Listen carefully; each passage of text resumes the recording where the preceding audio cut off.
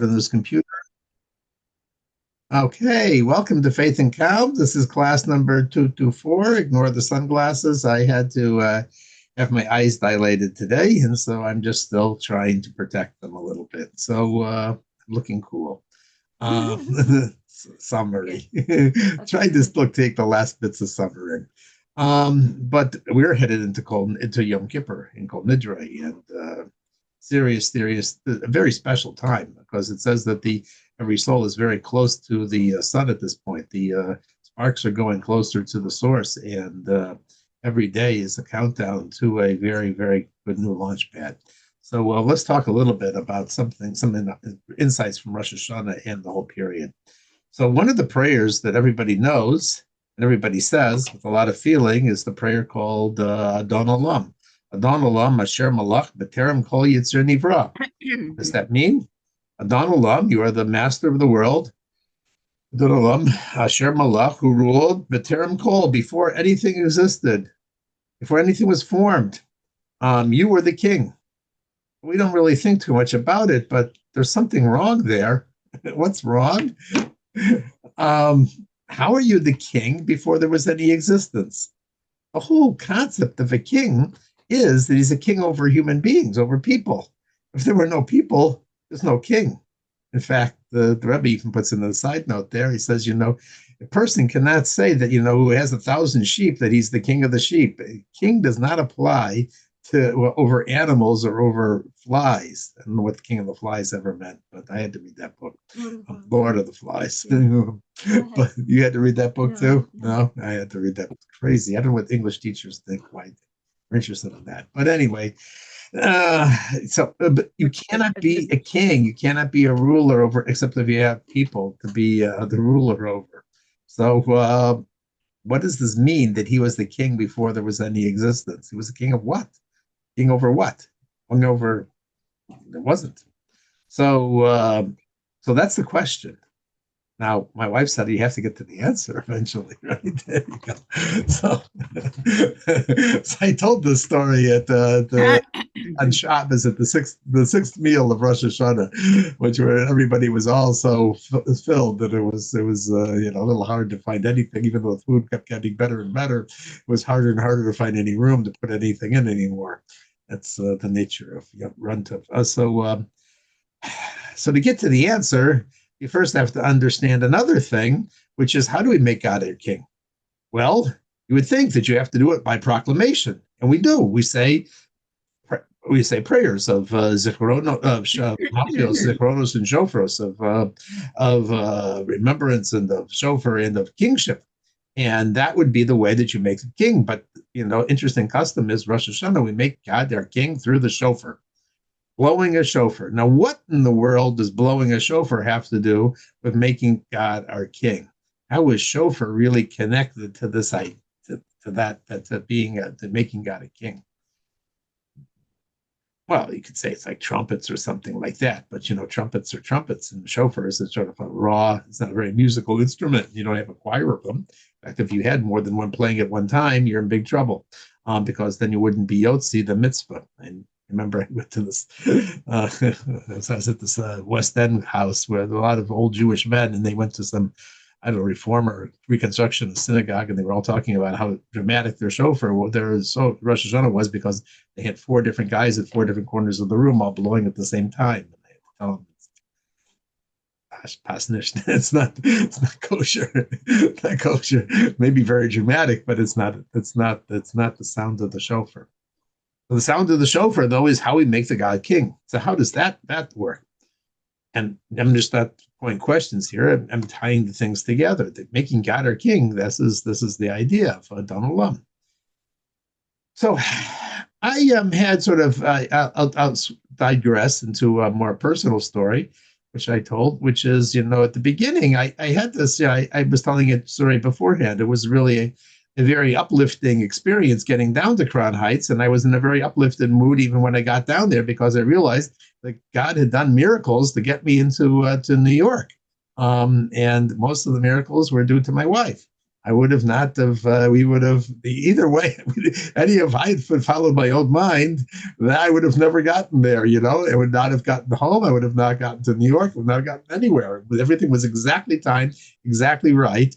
And therefore, this is what, God wanted me to be and where he wanted me to be. And so I was in a very, elevated mind, and the prayers were going very well the first day, but the second day it started getting really rough, and those blahs and so forth, and were they just words, and I wasn't really into the feeling. And then I remembered I was learning also. So the Maggid of Mezrich has a very great line for, I guess, that you could probably use anytime for these sort of things, and that he says, Da mal mecha kol mecha. The line, normally what people read it as, well, you should know that everything, know that God is above you. Know what's above you. Know what's above you, he says, the Maggid says, does not just mean that. It means that everything is from you. Mimcha, from you. If there's what you manufacture in terms of your spiritual enthusiasm and what you get as a flow from above and the inspiration that you get, it's all dependent on you. You have to put the energy in. I remember once I was on Mifsoyim on Sukkot, and I ran across a guy, and he felt that felt that prayers was boring, and not interesting at all, and he didn't didn't see why people in Israel were spending so much time praying. And, I had to tell him the story from Adin Staudensaltz, who had the same sort of question once. A Bacher came to him and he said, I find that the prayers are boring and dull. And Adin Staudensaltz said, that's very interesting. Torah is God inspiring us with divine wisdom that's greater than us. And, it's really mind opening and mind expanding. It says prayer is not God coming to us. Prayer is about us putting our effort in, bringing our personality, our feelings, bringing our personal, inspiration, our personal work, our core up to God, and trying to connect to God. So it has to come from us. So therefore, this is an Israeli rabbi speaking. He says, it's not the prayers that are boring, it's you that is boring. So if you find the prayers boring, it's because you're boring.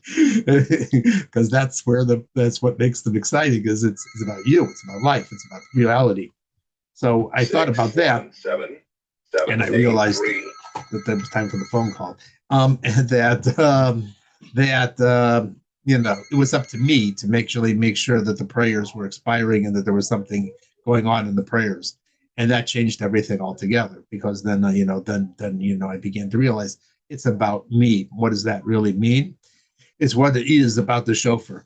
The shofar is the Maggid of the story goes from the Levi Yitzchak or Berditchev. He gives the example.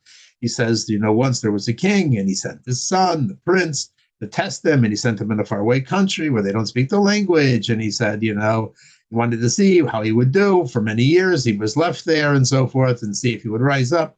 And after a while, this guy sort of forgot everything, forgot who he was, forgot his prince, and he sort of assimilated into the country. And one day he got a message from the king, a letter, and the king wanted him back, and so he ran back home, but he couldn't even remember the language that they spoke at home.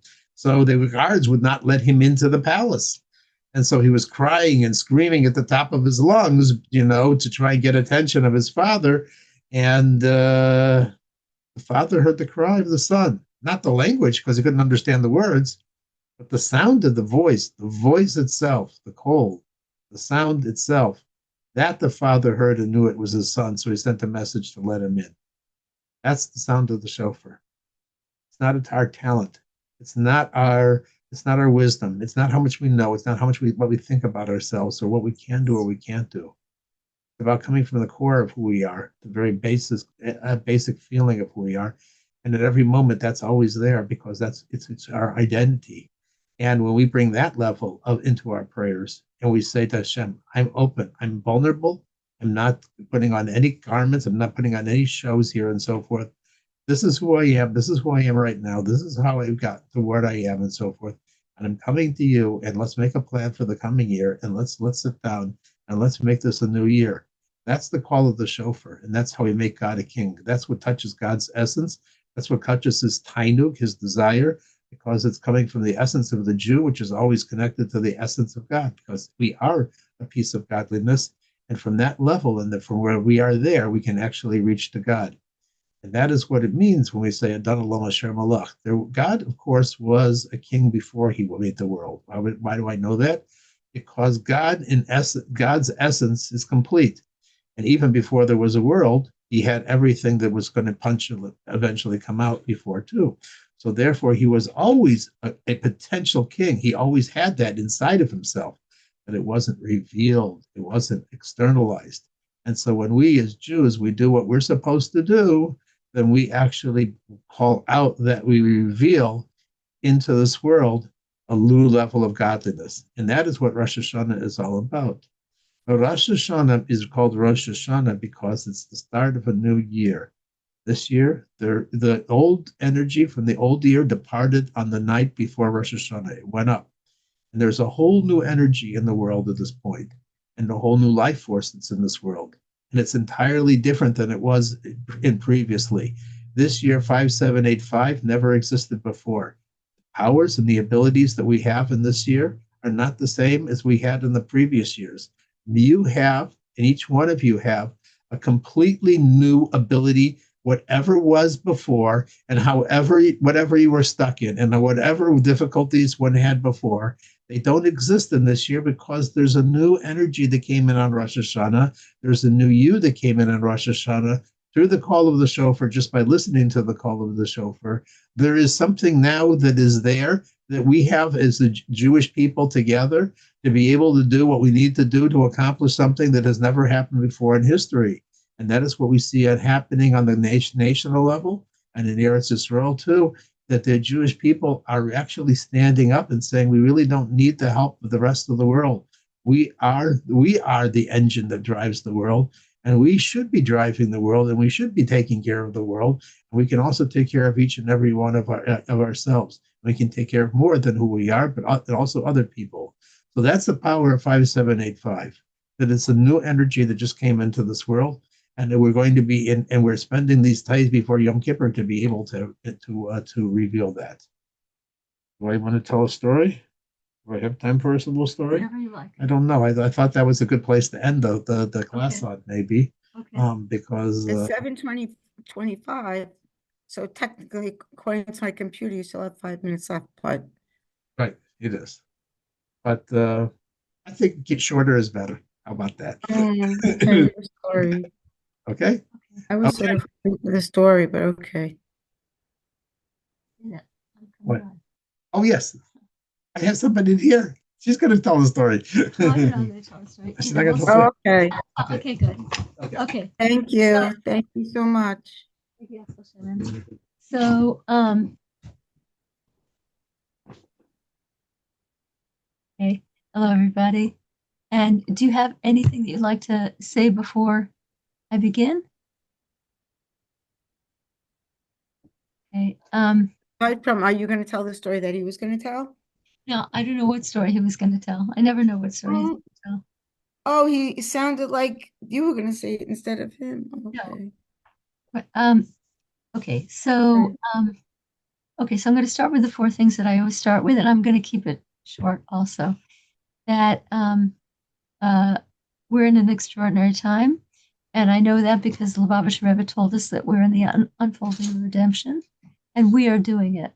The Rebbe said that the Jewish people are the ones who are doing it, not Mashiach. Mashiach, like Hashem, Mashiach has to be made. He has to be coaxed. He can't impose himself on anybody. We have to do that. Just like we make Hashem king, Hashem can't make himself king. We make Mashiach by accepting him. And the Rebbe said that we are in the unfolding of that time. And each one of us is critical for this time. We each have a critical role to play. That's why we're here. That's why we were born into this era. And we have all the tools that we need to do our job, to do our mission. And we have the Torah, which is our guidebook, and the mitzvahs, which are our power tools. And finally, what we're doing tonight by learning about the redemption actively advances it. The Rebbe says there's nothing that speeds up the redemption more than learning about it. So, so I want to start out by saying that this week is an extraordinary week, not just because of Rosh Hashanah and Yom Kippur, but because of the days in between. We, as Yahaskel Shimon, he alluded to this, that the month of El, it's called the King in the Field. And it's just an earthly analogy for a spiritual reality. The spiritual reality is that Hashem makes himself more available in Elul. And and they make it into a very it's made into a very physical parable of a king who leaves his palace and comes to be with the people. And it's almost like campaigning for an election. And he wants the people to know him and know what he does for them so that they'll want him to be king again. And at the end of Elul, the last moments of Elul, the king goes back to his palace. And he turns around and he said, I visited you. Now you need to visit me. You need to come on my turf. And the Jewish people go, us? And Hashem says, yes, you. And this phase of the spiritual reality is here of Hanitzutzos Elama or something like that. It's the closeness of the spark. The sparks are coming closer to the flame. Where the sparks, Hashem is the flame. And is that when Yom Kippur is? That's this more between Rosh Hashanah and Yom Kippur. The days from Rosh Hashanah to Kippur. I thought specifically The days from Rosh Hashanah to the Yom Kippur are the days when our souls are in the closest bond with Hashem that we can achieve all year. You can achieve it maybe in crisis, but in general, the closeness of the Jewish soul to Hashem, the essence of the Jewish soul to the essence of Hashem, is at its pinnacle the 10 days from the beginning of Rosh Hashanah through Yom Kippur. And it's and that's why it's not no accident that many more people, secular Jews do teshuvah in this time. I made the decision to be to make the Torah my guidebook for life on the second day of Rosh Hashanah, one of those 10 days, the second day of Rosh Hashanah in 1986. And it's not uncommon. There's something that's pulling the Jew in these 10 days. The sparks are very close to the mother flame. And because of that, it has an effect. And so the analogy, the physical analogy that's given is that our souls are in Hashem's palace. And that's why I'm sure you've all seen the custom that people do certain things between Rosh Hashanah and Yom Kippur that they know they can't keep up for the rest of the year. Like, let's say somebody doesn't usually daven mincha. They daven shachris. They'll daven mincha for these 10 days. Or a lot of Hasidic ladies who wear a wig will wear a double covering. They'll wear a hat over the wig just for those 10 days. Mrs. Goldberg used to do that. She put a tichel over her wig on 10 days. Yes, because it's a widespread custom because we're in the palace. To add like a something. Yes, you're in the palace, and when you're in the palace, you're not at home. You're in somebody else's house, and you act as nicely as you can. And so anyway, it's something for us all to think about what we could possibly do and pull off what's feasible for each one of us. So from that, I want to talk about a point that was raised on Rosh Hashanah. And we were at a Shabbos table, and somebody was somebody was commenting that the time from Rosh Hashanah to Yom Kippur is considered a time of givura, a time of it's a time of judgment. It's a time of some people call it givura is translated as severity, judgment, strength, all these different things. And then it's of course followed by Sukkot, and Sukkot is wide open. Sukkot and Shmini, and whatever. It's wide open, and it's a time of chesed, and it's the way it is of the world, the way Hashem designed the world. The Gevurah comes first, and chesed comes afterwards.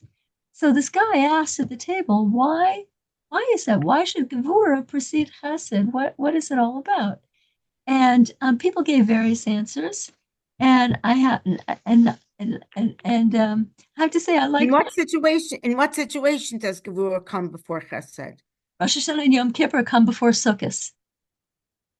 Oh, okay, sorry. Yeah, I didn't so really that's okay. So, but it's that way in general. You know, they say if somebody has a fire, they should anticipate getting wealthy afterwards because Gevurah precedes Chesed. And so anyway, I gave an answer, and Baruch Hashem, everybody liked the answer, and it was an answer from my own experience of Rosh Hashanah. On Rosh Hashanah, um, you know, okay, I wasn't in my own home, and there was something that there's this something that there's something. I'm not a spring chicken anymore. Yeah, of course I am a spring chicken, but I have different physical challenges. And the whole week before, I was struggling with a physical challenge. I was thinking, oh golly, if it's like this now, what is it going to be when I'm there? What's it going to be? I can't do that. It's so hard. Anyway, it's hard to transplant yourself to another house for 5 days. And just as I suspected, it was, the first night of Rosh Hashanah was so Gevordik. It was just very, very, very Gevordik. And it wasn't what I wanted at all. It was not what I wanted. And I was not a happy camper. And I'm thinking, oh golly, this is Rosh Hashanah and I'm not a happy camper.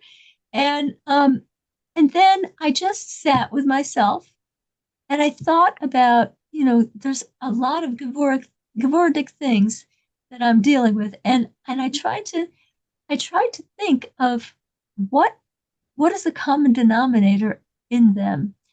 And it dawned on me that I think Hashem's giving me a certain message. And as soon as that Hashem is giving me a certain message, and I decided, you know what? I'm not going to be bothered by this because this is from Hashem. And if it's from Hashem, it's good. And I'm going to get something good out of this. I'm not going to worry about it anymore. And indeed, the second day and the third day were magnificent. And I have to tell you, even the first day, I was like, I had like very little sleep, extremely little sleep. That's not what you want for Rosh Hashanah. On Rosh Hashanah, you want to have all your faculties. You want to pour yourself into the davening. And I came into Shul, and 770 is not the most easy place to be. There's like 10,000 people there, and it's squished, and it's not easy to get to the bathroom. It's not, you have to climb to get to the bathroom. It's crazy. It's so. Climb what? Not climb over people. And you have to not step on people, but you step on benches. You have to do all these acrobatics. It's like, I don't know how anybody over my age does it. Yeah. Anyway, so okay. So anyway, it came to a part of the davening, and I don't know, I had the most sweet experience. It was like because I was so broken, I was so emotionally squished the night before that my own emotions were more available, and I had a very powerful first day. I can't say that the second day when I had a good sleep even compared to it. Nothing compared to it. So when that guy at the Shabbos at the Yontif table said, why does Gevurah have to precede Chesed? I said, so I said to him that I think that sometimes we forget about who Hashem is. We think about Hashem as our handyman, our teddy bear. Hashem, this is wrong with me. This is what I need. And Hashem, you have to fix this. It's a problem. And Hashem, this is going wrong with me now, and you have to fix that. And what are we going to do about this? And Hashem, I have that problem too. And so we either think about Hashem as our local handyman that we run to, or our teddy bear that, has to be, is there to serve us. And we forget who we are dealing with. We forget about the grandeur of Hashem. We forget about, oh my gosh, do you know who you're dealing with? Do you know what relationship you're involved in? And that's why Chesed can follow Gevurah, because Gevurah, when Hashem shows his power and he doesn't give you what you want, then you have more of a sense of, this is not my teddy bear here. And that makes the Chesed so much sweeter, because whoa, this is not something I was handed by my teddy bear. This is something I was handed to by the maker of the heaven and the earth, the unbelievable, the Torah, unbelievable, all those unbelievable things that Hashem does. And with that grandeur, he is like involved with me like this. So that's why I think that Gevurah precedes Chesed. So we're all dealing with Gevurah, every single one of us. But in that Gevurah, we have to find the grandeur of Hashem. We have to grab the Gevurah and run with it and find Hashem. Could you translate? I know Gevurah comes from strength, from Gibor. Gevurah is. What does Gevurah mean in English, like the way you're talking about Thank it? you. Thank you. Gevurah is strength. It's also harshness. It's also restriction. It's when things are not going the way we want. That's Gevurah. Chesed is when everything is sweet and beautiful. Gevurah is when you're being held like this in there, and it's not, you're being pinched, and Would it be okay if I add my 2 cents about Gevurah? yes.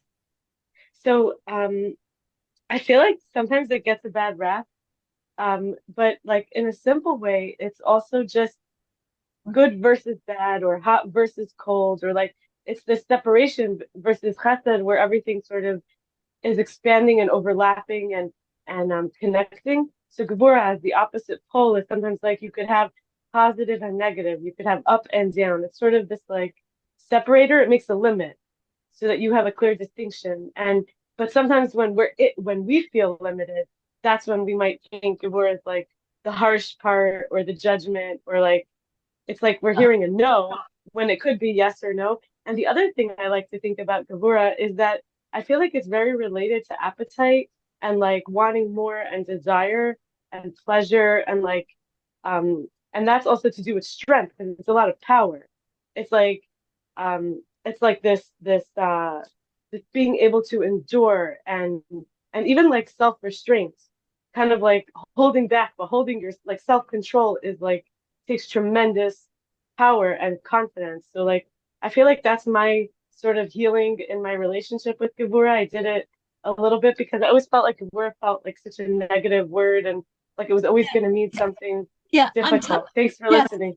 Thank you. I'm actually talking about the negative rap of Gevurah. It's true. Gevurah, there wouldn't be a world without Gevurah. Chesed is just unlimited. There'd be no world. The world was created through Gevurah because Hashem put a limit to the world. He put a limit to the oceans. He put a limit to, Gevurah is like the framework. It's like if you have, if somebody pours you a bowl of soup and there's no bowl to contain the soup, it's going to be a mess. Your lap is going to get burned. Gevurah makes limits, but we don't. But in our life, in our personal life, sometimes we feel limited and we feel that this is not what we want, and that's that. It's that aspect of Gevurah that I was talking about. But Shane is absolutely 100% right. There wouldn't be a world. There wouldn't be anything without Gevurah, and ourselves. We couldn't accomplish anything unless we have the strength of Gevurah. Like unless I keep a schedule, forget it. If I say yes to everything, yes, I'll do this for you and I'll do that for you, and I have no bounds, I'm never going to survive. I'm never going to manage my life. And if people eat constantly and they don't stop, it's not going to be good. A person needs to cultivate Gevurah. Gevurah is an discipline. It's an essential trait. So thank you, Shana, for clarifying. That was awesome. So anyway, but Gevurah, it's classic that Gevurah precedes Chesed, and all I'm saying tonight is that in the Gevurah, when you're in the squeeze, you have to remember this is from the one who knows me a zillion times better than I know myself. And he's doing this out of chesed, out of pure love for me. And there's something in this that is a jewel for me. Let me look for the jewel. So anyway, I want to go on from there to just mention that this is the Rebbe's mother, Rebbetzin Chana. It's her yahrzeit right now. Tonight is the beginning of her yahrzeit. She passed away in 1964 on the 6th of Tishrei. And the Rebbe actually, I believe the Rebbe actually rode on Shabbos with her in an ambulance to the hospital. And Rebbetzin Chana was a powerful woman, and she went through a heck of a life, just an absolutely heck of a life. She had one kid who was not healthy and was institutionalized at a young age. She had she had she had the Rebbe, and she had another son, and not even when they were so old, her when the Rebbe had already left Russia, her husband Reb Leivik, he was an outstanding, unbelievably brave Jew. He was the Rav of Dnepropetrovsk, and he stood up to the Russians. When they wouldn't allow anything, he insisted the Jews must be able to have matzah. They must be able to have shmura matzah for Pesach, and he stood up to them like a gibor. And he was the following year, I think it was the following year or something like that.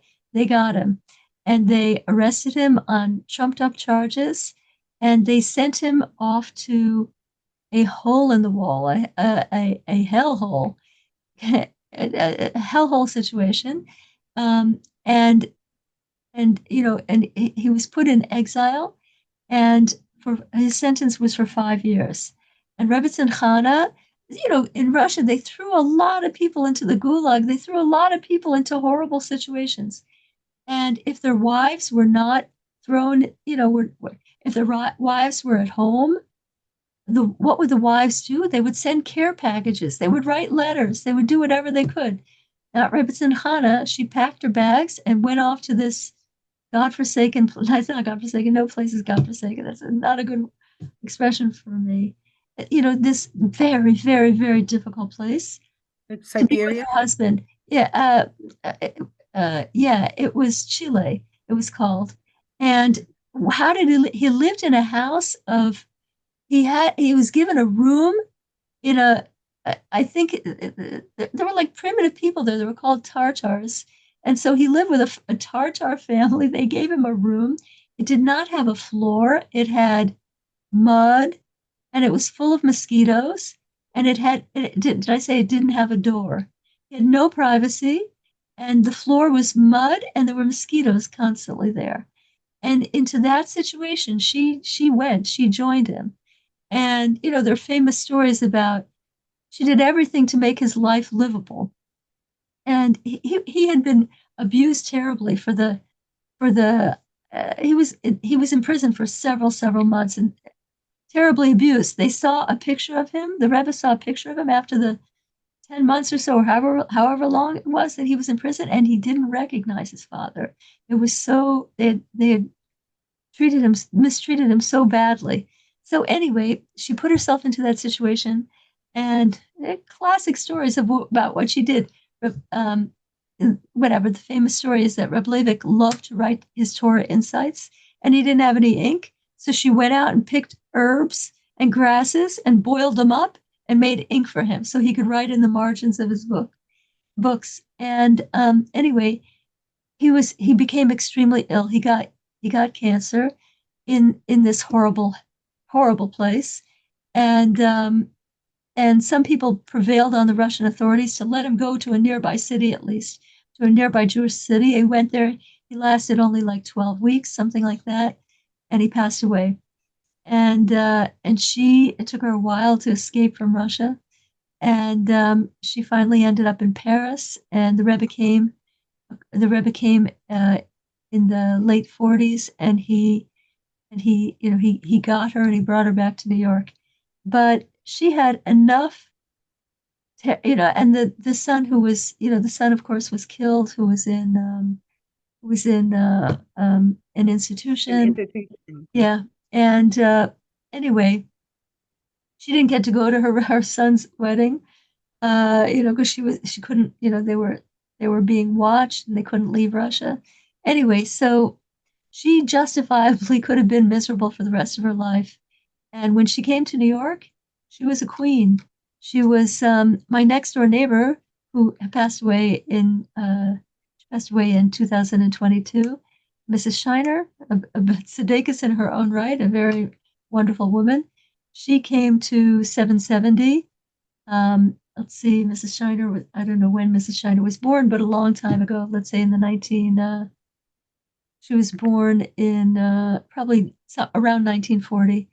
And she came as a young Kala to 770. She wasn't even a Lubavitcher, because back then there were a lot of Lubavitch guys and there were very few Lubavitch girls. So the Rebbe said, look outward, look in other communities for wives. So she was I can't remember what she was. She was a Flosenberger. And she came to 770, 19 years old, and she didn't know anybody. And she would come to shul on Friday night. There was this wonderful woman standing at the door, greeting her, and making her feel like $1,000,000, and that was Rebbetzin Chana. And anyway, so she could have nursed her wounds for decades, but she didn't do that. And she was outward focused, even though she had such a difficult life. So anyway, I want to, I think we should each. I have to say, I'm doing it with my first graders, and I'm trying hard to do it with myself. That on Rosh Hashanah we made Hashem our king, and because according to Jewish law, a Jewish king cannot be king unless the people ask him to vote for him, unless they choose him. And that's why on Rosh Hashanah we say verses of kingship. That's one way we're saying, be our king, be our king, be our king. The shofar is the other way we're saying, be our king, be our king. And we agree to live as if you have a king, you have to do it. The thing about a king is you have to do what he wants. So I told my first graders, let's each think of something that, how can we make Hashem king over us? We each have things that we do. We know very well that we each do things that Hashem doesn't like. So everybody should think of that thing. And for all of Tishrei, we are going to make Hashem king, because we're gonna, and I Xeroxed a crown, and we're gonna put a jewel on the king's crown every time we do that hard thing. Every time we do that hard thing that we know that we usually don't do it the way Hashem would like, and we're going to change. We're going to do it the way Hashem likes. And so I urge each one of us. I have, on Rosh Hashanah itself, I came up with my idea, and of something I know that I know it's so hard for me to do better at it, but I'm gonna. I think I guessed it. No, Getting to sleep on time. no, it's not even that. It's something more serious even. And so anyway, I urge each one of us, because right now our souls are in the palace, and I'm not going to double cover my hair, because it's just not something my community does.